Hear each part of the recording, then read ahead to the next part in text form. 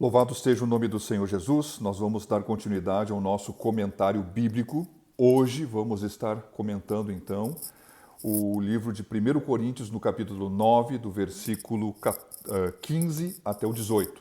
São 3 versículos só. 4, na verdade. Vamos lá.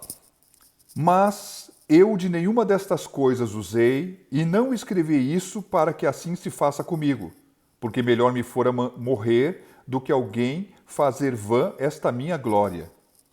Porque se anuncio o Evangelho, não tenho de que me gloriar, pois me é imposta essa obrigação. E ai de mim se não anunciar o Evangelho, e por isso, se o faço de boa mente, terei prêmio, mas se de má vontade apenas uma dispensação me é confiada.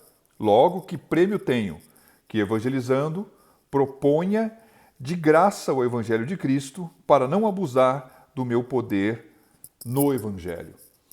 Bom, meus queridos, fazendo essa leitura, nós podemos ver aqui que no comentário anterior, que pega aí 1 Coríntios 9, né, do 1 até o 14, o apóstolo encerra um contexto onde ele está falando de tudo aquilo que há direito àqueles que vivem do Evangelho, inclusive aos apóstolos, se comparando com os irmãos do Senhor, com os demais apóstolos, com Cefas, tanto na questão de ser casado, na questão de ser sustentado pela igreja, na questão de vários exemplos que ele fala, que podemos recordar, que ele fala, então, que aquele que vai para a guerra não vai às suas próprias custas, né?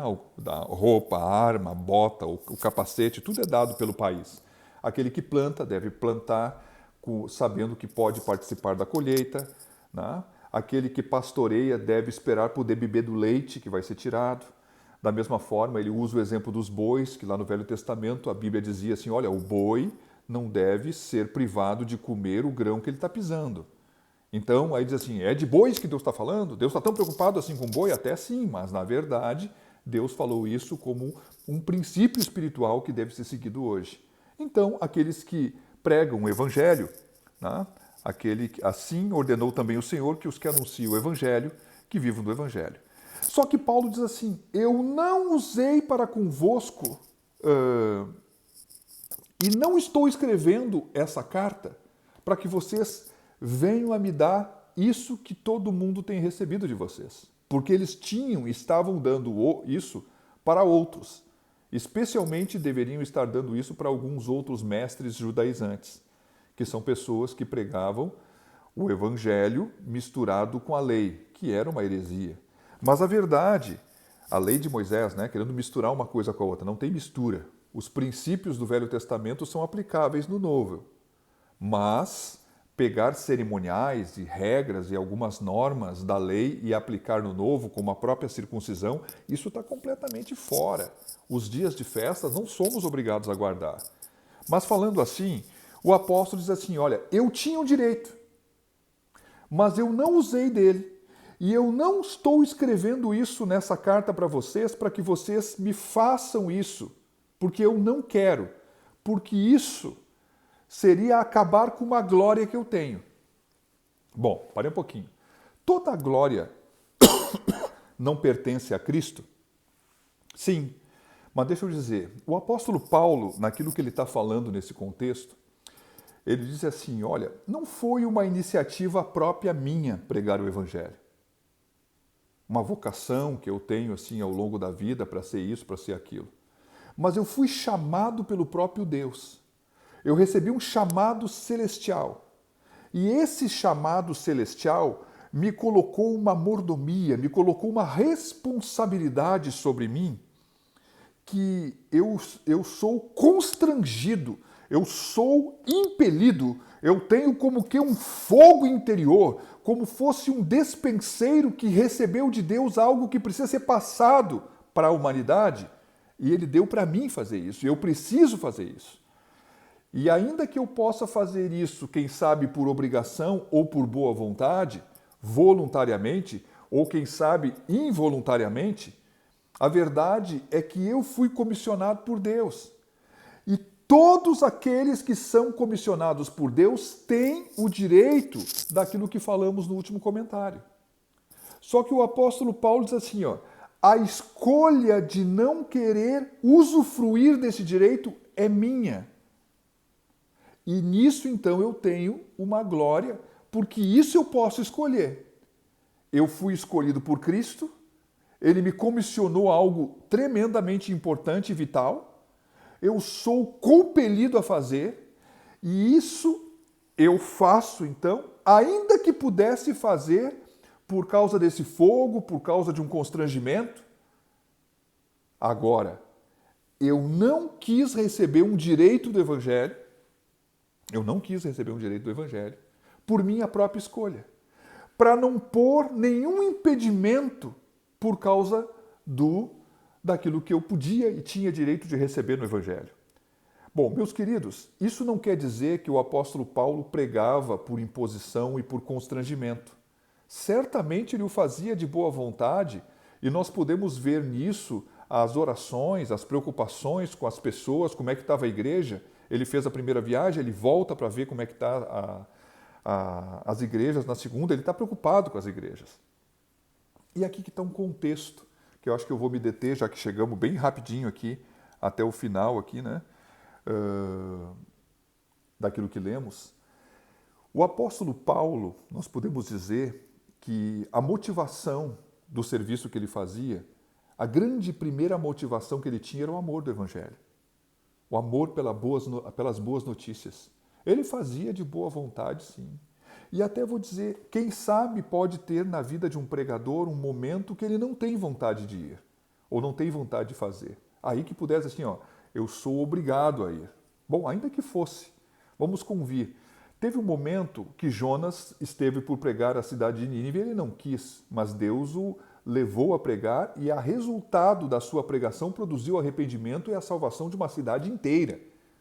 Meus queridos, mas aqui o apóstolo Paulo, com toda certeza, como um grande pai, extremamente preocupado com a saúde espiritual da igreja e não preocupado com o dinheiro. Vamos convir isso nesse tempo onde estamos vivendo, aonde as igrejas estão muitas vezes se tornando como empresas. Né? Observe que igreja, embora você nem saiba, a igreja às vezes tem que ter um estatuto, tem que ter uma reunião de eleição, tem que ter porque o governo estipula que é assim. Então tem que ter um tesoureiro, tem que ter um contador, tem que ter todo um contexto. E a igreja, ela não é uma empresa, mas ela tem que estar legalizada. E ainda que não tivesse legalizada, ela seria igreja. Ela seria igreja. Né? Embora o certo é legalizar, e até vou dizer que grande parte das igrejas pequenas nem legalizada é. Mas observe que a igreja hoje, e muitas vezes está sendo vista como uma empresa, e há empresários, que não são empresários, é como empresários, cuja fonte de inspiração e de motivação é questionável, porque muitas vezes é o lucro. Então, o púlpito acaba sendo um lugar onde se faz a venda de um produto que é o Evangelho. Né? Então, ele é vendido como uma mercadoria. E muitos que estão recebendo, muitas vezes, são enganados com algumas mentiras, com o objetivo de tirar o seu recurso financeiro. Ah, mas isso é verdadeiro. Meus queridos, contrastando com o interesse do apóstolo Paulo, numa pureza de ir a uma grande cidade que pudesse ter, quem sabe, grandes recursos, porque era uma cidade biportuária, vamos falar assim, né? Um porto, né, de cada lado do canal, com toda aquela cultura grega, na sua prosperidade antiga, eu posso dizer o seguinte, ele vai lá simplesmente por amor ao Evangelho, né, para pregar o Evangelho. Enquanto que esse exemplo hoje nos mostra e nos demonstra a importância de fazermos as coisas por amor e não por dinheiro. E não por dinheiro.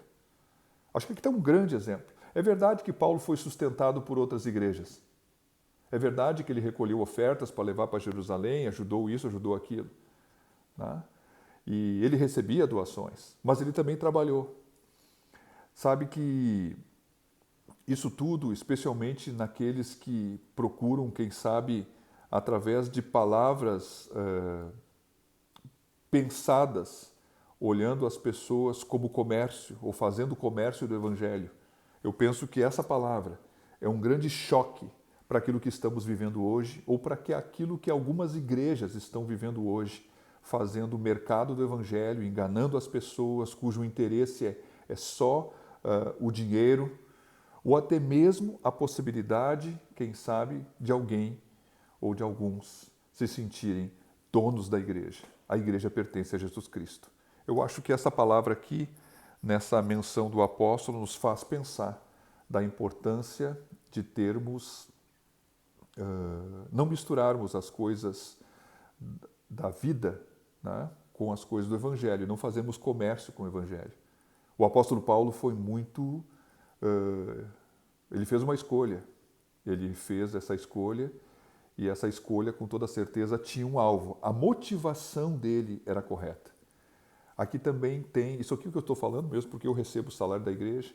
Isso aqui não é uma coisa para dizer assim, não pode receber. Ele defendeu que pode. Ah, mas pastor, todo mundo tem que ser igual ao apóstolo Paulo. É, meu querido, mas ele não tinha esposa, ele não tinha filhos. E cada um tem um chamado.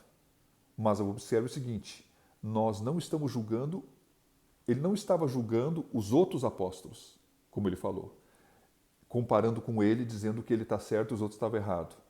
Ele estava julgando, na verdade, e falando do seu amor pelo Evangelho, a motivação de servir, e isso, então, está falando do interior, os propósitos do interior, que ele chegou até abrir mão de algo para que ver se de alguma forma pudesse isso gerar mais fruto para o reino. Que Deus te abençoe. Se você tem alguma dúvida, se você tem algum comentário para fazer, por favor faça, que nós estaremos compartilhando como resposta. E se você tem algo diferente para falar, por favor também faça. Nós estamos aqui para aprendermos juntos. Que Deus te abençoe, no nome do Senhor Jesus.